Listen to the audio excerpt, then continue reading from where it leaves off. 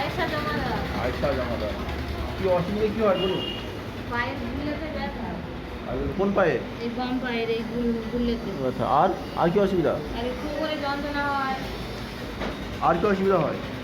আর কিছু হয় না, গায়ে একটু মাঝে মাঝে যন্ত্রণা হয়, ইফতারের পরে একটু যন্ত্রণা হয় সারা শরীর।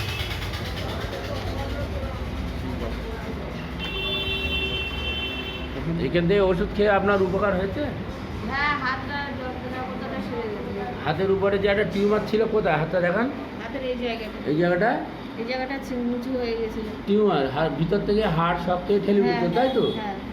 এখন ওইটা আর নেই। না। তাহলে আপনার উপকার হয়েছে। হ্যাঁ।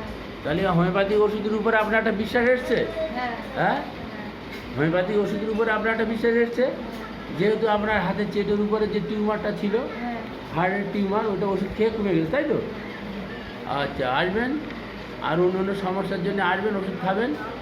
আশা করি আপনি হাতে যেমন ওই হাতের চেটেও যেমন আপনার টিউমারটা ছিল, ওটা যেমন আস্তে আস্তে ভালো হয়ে গেছে, অন্য রোগগুলো আপনার ভালো হয়ে যাবে। আসবেন, ওষুধ খাবেন।